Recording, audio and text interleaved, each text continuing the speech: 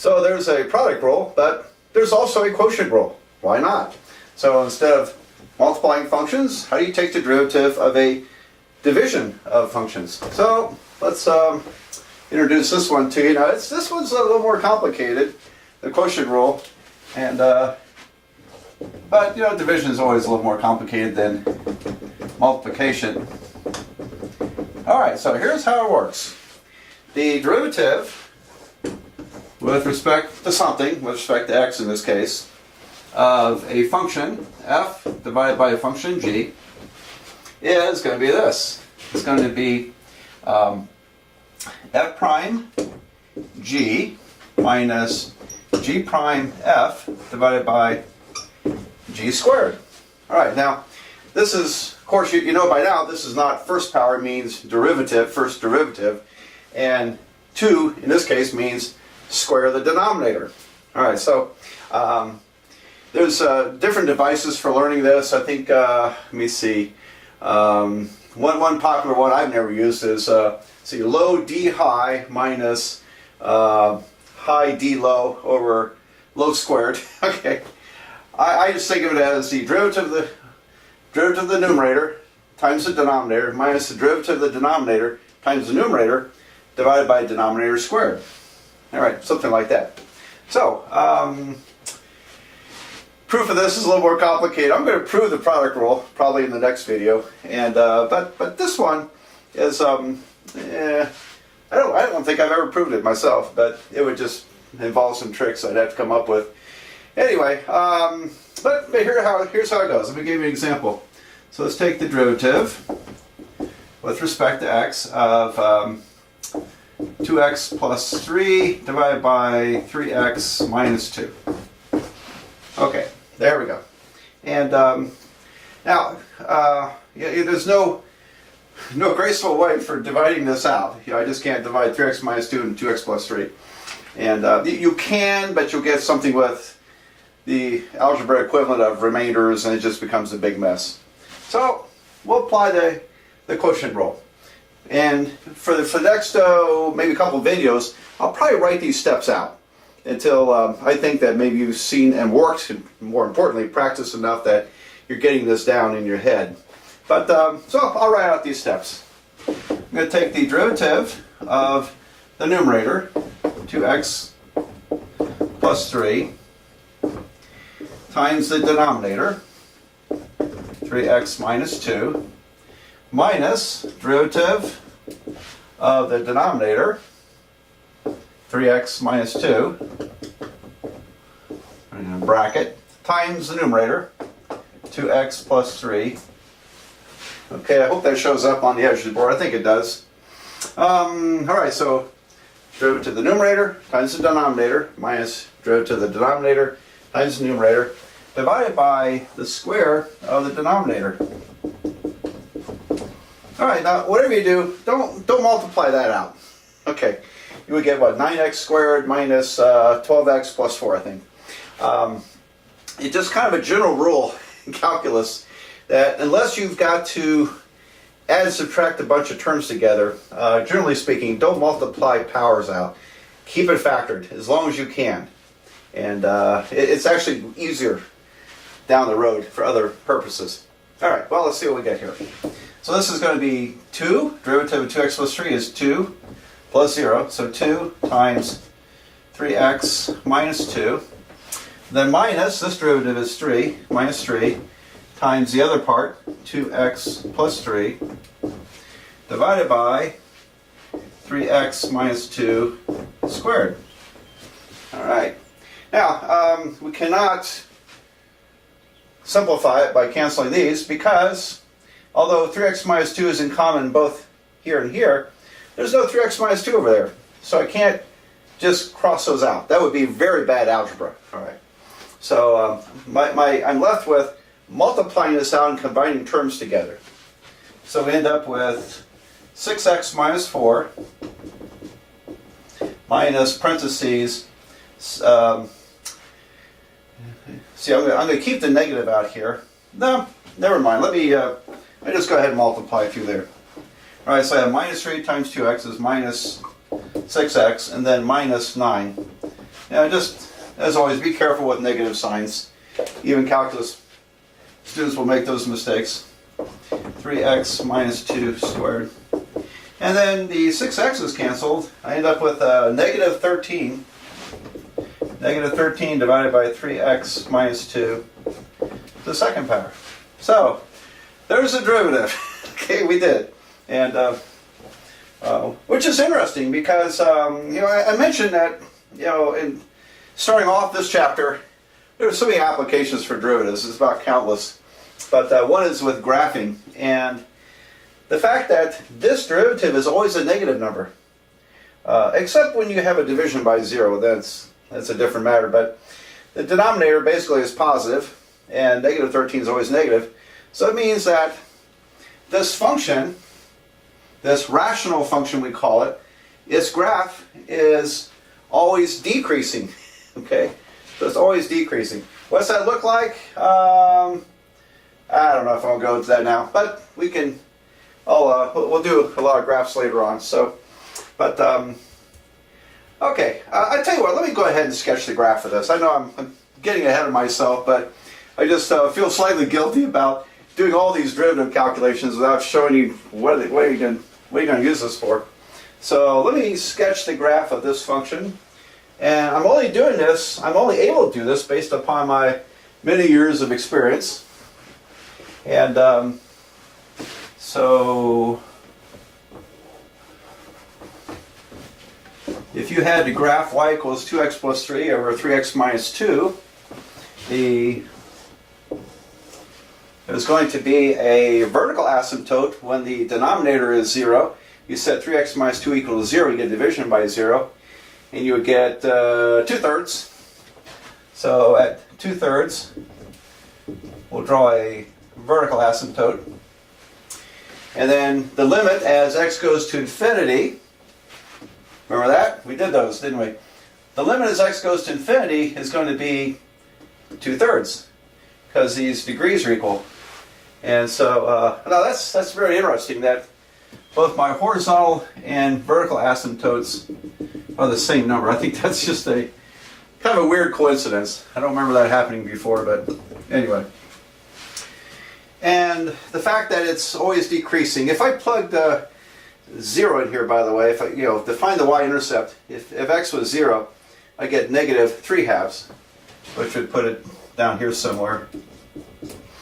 All right, so the graph intercepts here, and due to another coincidence, if I set the numerator equal to 0, I get negative 3/2 for x. That's the root of the equation. So this graph, got to take my word for it, but it looks like this. That's the sketch. And so the graph approaches but doesn't quite touch the horizontal asymptote on both sides. It approaches but doesn't quite touch the vertical asymptote on both sides. And yet, because the derivative is always a negative number, it's always decreasing. It's always falling. So, isn't that cool? Anyway, so I may do this a few more times in this chapter till we really get to look at applications in more detail.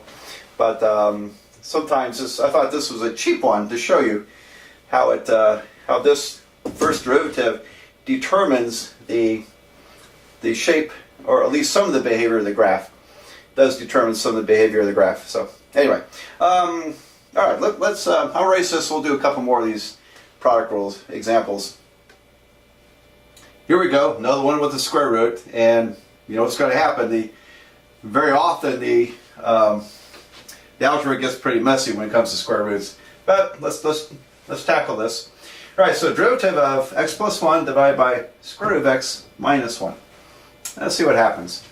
So first of all, I want to write it as x plus 1 over x to the 1/2 minus 1. Okay? And because as always, we want to put this in fraction form, exponent form. And so the derivative of x plus 1 times the denominator x to the half minus, oops, the minus goes down below here, x to the 1/2 minus 1, there we go, minus the derivative of x to the 1/2 minus 1 times the numerator, x plus 1, divided by the denominator squared. Alright, so I got x to the 1/2 minus 1 squared. There we go. Well, that looks like a bit of a mess, doesn't it? Let's see what we got here. Now, the derivative of x plus 1 is going to be just 1, right? And this derivative is going to be 1/2 x to the minus 1/2. So I'm going to, you got this written down, right? I'm going to erase this stuff so I have a lot more board room. And I'll go up here and try to finish this thing out. Well, I've transferred this mess up to here, cleaned it up a bit. I had 1 times this, so I forgot about the 1. I can take out the parentheses then. And then minus 1/2 x to the negative 1/2 is this derivative times x plus 1. And again, the denominator is squared. Let's don't multiply that out. And I guarantee you, if you multiply it out, you do not get x plus 1. Okay. You also have the inside term, because remember, when you square something, you're foiling it out.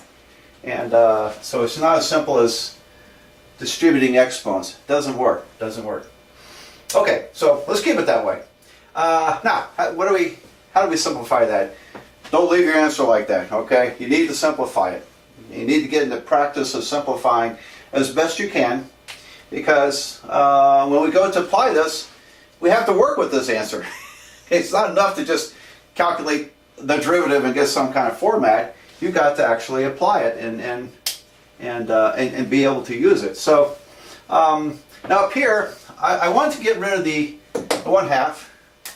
So I can do that by multiplying by 2. And I want to get rid of the smallest power of x is x to the minus 1/2. So to cancel this, I'll multiply by its opposite sign, x to the positive 1/2. And as always, if you multiply the numerator by a quantity, you've also got to multiply the denominator by the same quantity, algebraically, in order to keep it simplified. So what happens here? And we've got, now the denominator, I'll take care of that first. This is really 2 times the square root of x, and this is square root of x minus 1 squared. So I'm just going ahead and put it back in square root form. 2 square root of x, and then I've got parentheses square root of x minus 1 squared. And now for the numerator, I won't have any square roots in the numerator. I'll get a 2x here. X 1/2 times x 1/2 is x to the 1 power. 1/2 plus 1/2 is 1. So I just get 2x. Oops, I misspoke. There is a square root here, isn't there? Minus 2 times the square root of x. Sorry about that. Yep. I did end up with a square root for this product here. And then here, the 2's cancel and the x to the negative 1/2 cancels.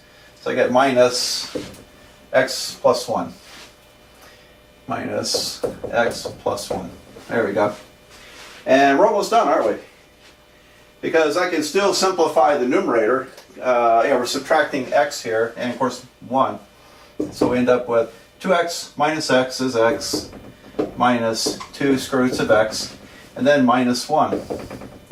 Divided by 2 square root of x, square root of x minus 1 squared. Alright, how about that? And I thought it was going to be done, but we're actually not done. Did you know we can simplify that further? No, you can't. Never mind. I thought I was on to something here. If this had been a plus 1, then actually all this would have canceled.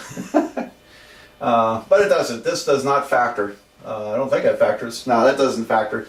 So there's our answer. Our derivative of that mess is a bigger mess. Okay.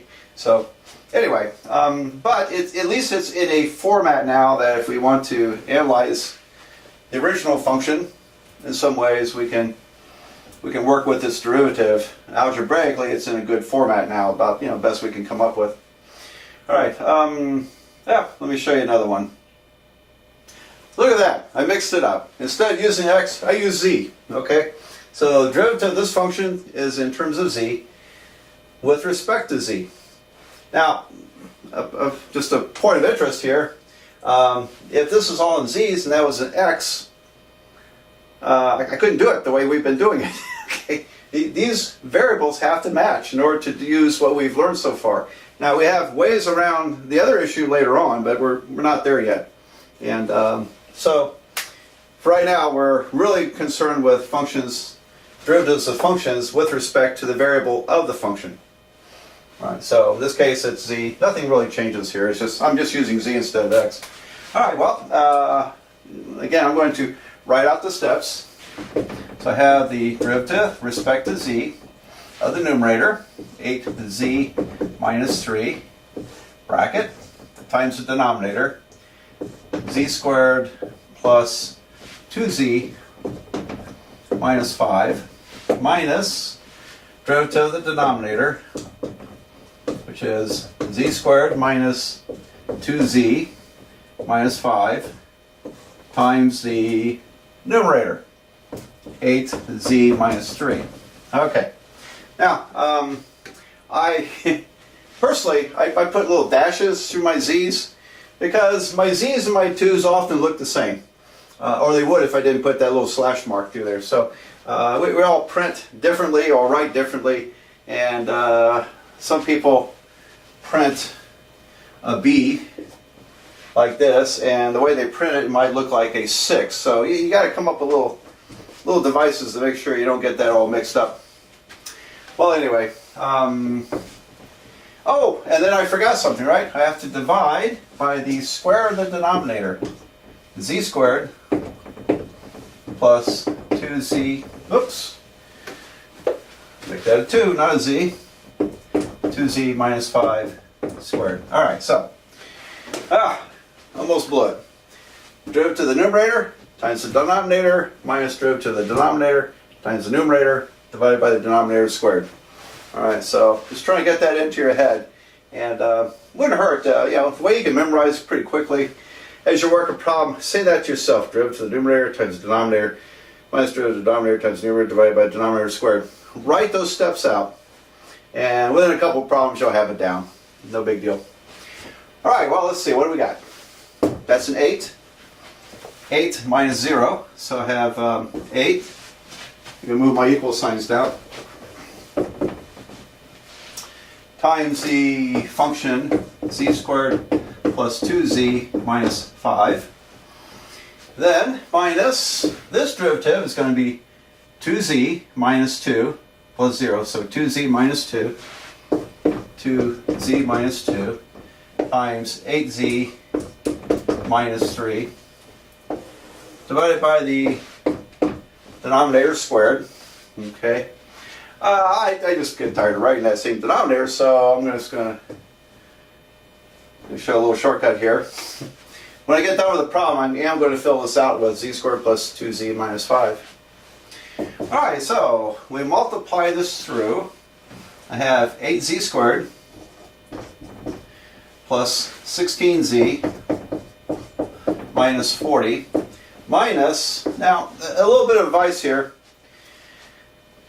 I'm going to worry about subtracting after I multiply. So I'm going to subtract, big parentheses, multiply that out, and then I will subtract. If you try to do subtraction and multiplication at the same time, it is very easy to screw it up. So just a little piece of advice. So minus, I have 16z squared minus 6z minus 16z, and then plus 6, and then everything is divided by the denominator squared. So now I'll take out the parentheses and distribute the negative. So on top I've got 8z squared plus 16z minus 40 minus 16z squared plus 6z. Oops. I tell you, we can we can combine things here. This part is negative 22z. So let's go ahead and combine that before we subtract. So that makes us, will end up being plus 22z, because the negatives cancel, plus 22z, and then minus 6. So careful with the distributions, denominator squared. Well, we need to combine terms in the numerator, and I need to make room, so got all that down? Alright, so I'm going to erase this, and I know, silly question, you can always pause the video, go back, and make sure you got everything written down before I erase it. Okay, so we end up with 8z squared minus 16z squared is negative 8z squared. 16z plus 22z is 38z plus 38z. Negative 40 minus 6 is negative 46. Divided by the denominator squared, which was z squared plus 2z minus 5 squared. There we go. And, you know, we can factor a negative 2 out of the numerator. Minus 2, it would be 4z squared minus 19z plus 23 divided by z squared plus 2z minus 5 squared. I think different textbooks, some textbooks might leave it in this format, others might go ahead and factor the negative 2 out. I don't, it would be easy to factor the negative 2 out at a later stage in case you're going to use this in some application.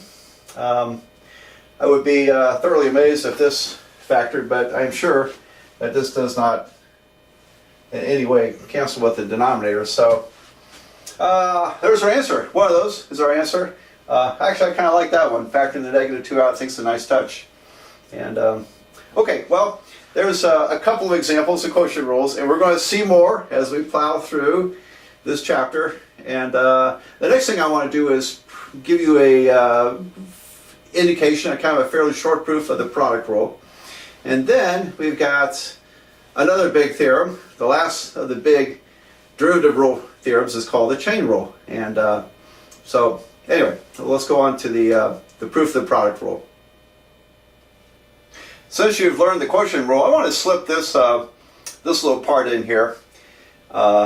Earlier we proved that the derivative of x to the n is n x to the n minus 1 when n was a positive integer. Now I declared that's true for n equals 0. I can't remember if I proved it for n equals 0.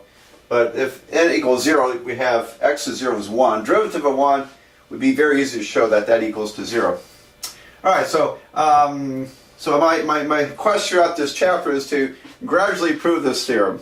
And because I think it's worth looking at. I really do. When we see some of these theorems proven, you get ideas how things are done. You get some nice tricks under your belt too.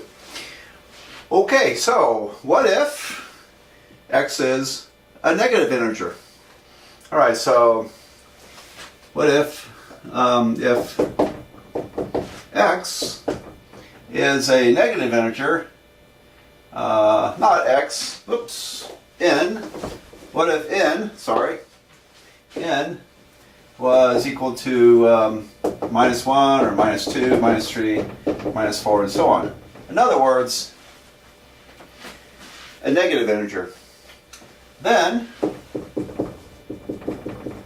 you can think of it this way: the derivative of x to the n is the derivative of 1 over x to the minus n.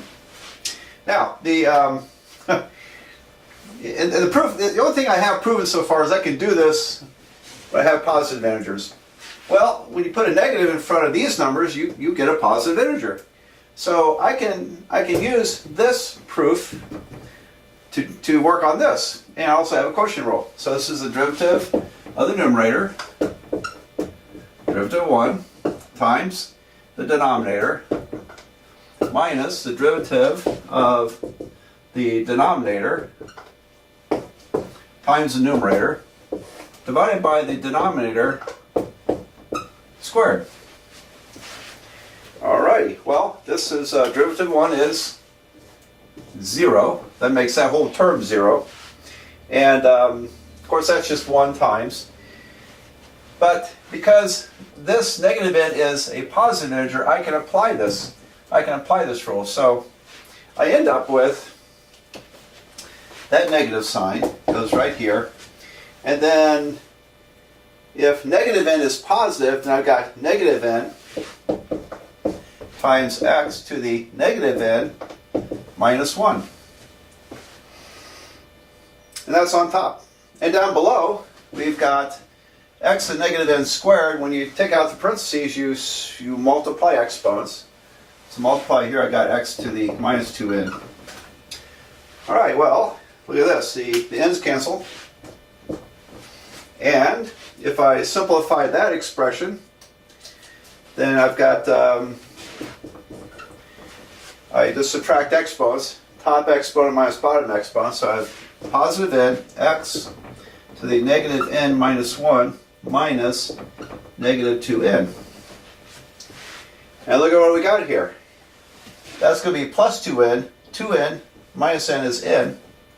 I get n x to the positive n minus 1. So look at this. I verified this when n was also a negative integer. So now what we've done is earlier I proved this by using the binomial theorem, applying it and the definition of derivative. And then we applied the quotient rule to show that it works for all integers, negative and positive. So we got this down for integers. What we don't have it down is for non-integers, and I'll do that in a later video.